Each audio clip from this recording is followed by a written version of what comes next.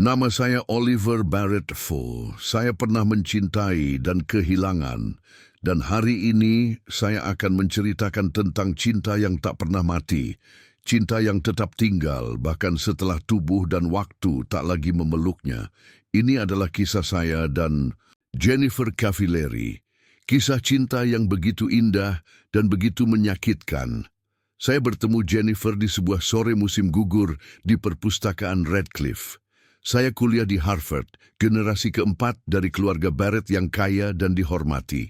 Jennifer, mahasiswi musik, radikal, pintar, tajam, dan sangat hidup.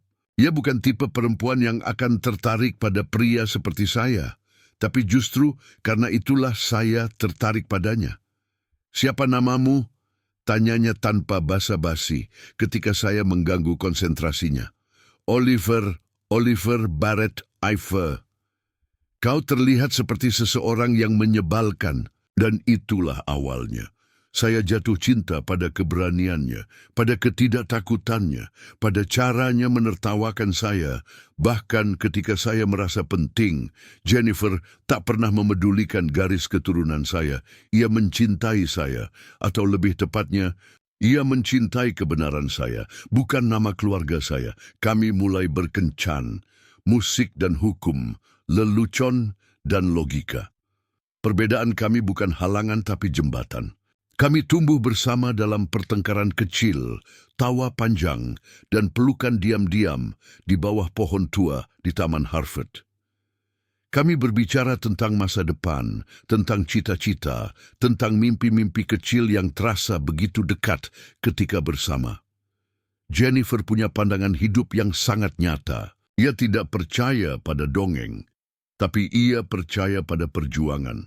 Cinta bukan soal kata-kata manis atau kado mahal, katanya suatu hari. Cinta adalah soal bertahan ketika semua hal ingin membuatmu menyerah. Dan ketika saya melamarnya, dia hanya berkata, "Apakah kamu serius, Harvard?" Saya mengangguk. Ia tidak menangis, tidak histeris. Ia hanya menggenggam tangan saya dan berkata, "Kalau begitu, kita akan bertahan." Ayah saya menolak pernikahan itu. Baginya, Jennifer bukan bagian dari keluarga Barrett. Ia tak punya keturunan, tak punya nama besar. Tapi saya tak peduli. Saya meninggalkan rumah, meninggalkan warisan, demi perempuan yang mengajarkan saya makna cinta tanpa syarat. Kami menikah sederhana, tak ada pesta besar, tak ada tamu kaya, hanya kami berdua dan impian tentang hidup yang akan kami jalani bersama. Hidup kami sungguh sederhana. Kami tinggal di apartemen sempit, berbagi mimpi di atas ranjang kecil, makan malam dengan mie instan, dan tertawa seolah kami memiliki dunia. Jennifer bekerja sebagai guru taman kanak-kanak. Sebelum lanjut, don't forget to comment, like, and subscribe. Saya kuliah hukum sambil bekerja serabutan, tapi kami bahagia, begitu bahagia. Saya ingat saat musim dingin pertama kami bersama, pemanas rusak, selimut cuma satu. Tapi Jennifer menggenggam saya, meletakkan kepalanya di dada saya dan berbisik, "Cinta bukan soal hangatnya ruangan, tapi hangatnya hati." Dan saya percaya itu. Kami tak pernah punya banyak uang, tapi kami punya cinta yang tak pernah kekurangan. Kami saling membangun, saling mendorong, saling menyembuhkan luka masa lalu.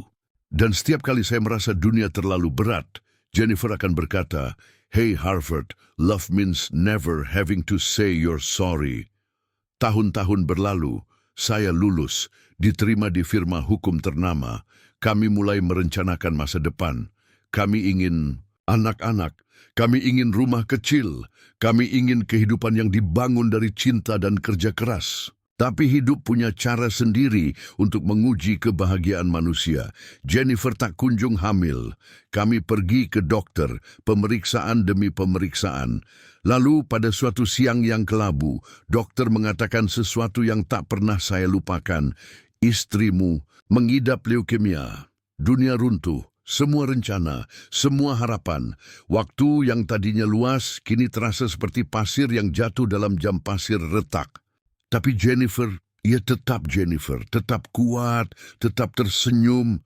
Ia menggenggam tangan saya, menatap mata saya, dan berkata, "Kita tak bisa menawar dengan takdir, Oliver, tapi kita bisa memilih bagaimana kita menghadapinya. Saya menjual apapun yang bisa saya jual. Saya meminjam dari ayah saya, pria yang pernah saya tinggalkan demi cinta. Ia menatap saya lama. Tanpa banyak kata ia memberikan cek, tapi saya tahu uang bukan jawaban. Uang tak bisa menyembuhkan Jennifer. Kami melewati hari-hari dengan cemas yang sunyi. Jennifer semakin lemah, suaranya menjadi lirih, tapi ia masih memainkan piano, masih bercanda, masih menyuruh saya memotong rambut. Agar tetap ganteng meski duka datang, katanya. Kami mencoba berlibur sejenak. Pergi ke pantai yang dulu kami impikan, menikmati matahari terbenam sambil berpegangan tangan. Ia memejamkan mata dan berkata, "Inilah surga kecil kita, Harvard. Jangan pernah lupa tempat ini." Hari-hari terakhir Jennifer adalah puisi. Ia bicara pelan tapi dalam. Ia tidak meminta belas kasihan. Ia hanya ingin kenangan indah. Ia ingin dicintai, bukan dikasihani, dan saya memberinya semua yang saya punya. Cinta yang tak akan pernah saya miliki untuk orang lain. Di malam terakhirnya, ia menyuruh saya duduk di samping tempat tidurnya. "Jangan menangis, Harvard." Saya tidak bisa. Air mata itu mengalir tanpa izin. "Sebelum lanjut, don't forget to comment, like, and subscribe. Aku akan selalu mencintaimu, bahkan ketika aku tak di sini." Dan pagi itu, ia pergi, dalam diam, dalam damai, dalam cinta. Saya berdiri di rumah sakit, sendirian. Dunia telah berubah, dan saya bukan lagi siapa-siapa. Saya hanyalah seorang pria yang pernah sangat mencintai. Ayah saya datang. Untuk pertama kalinya, kami bicara dari hati. Ia ingin meminta maaf, tapi saya hanya berkata, "Love means never having to say you're sorry." Saya berjalan keluar ke salju yang turun perlahan.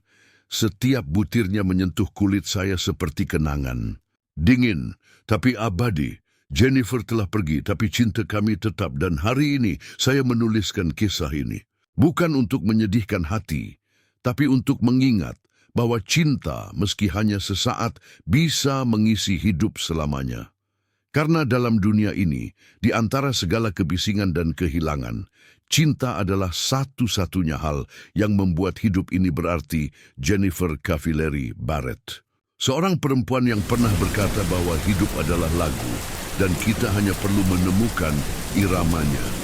Saya menemukannya dalam dirinya, dan meskipun lagunya telah usai, gema nadanya akan selalu hidup dalam hati saya.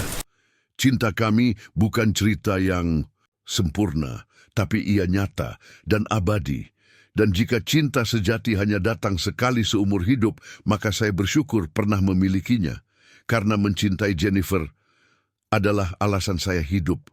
Sebelum lanjut, don't forget to comment, like, and subscribe.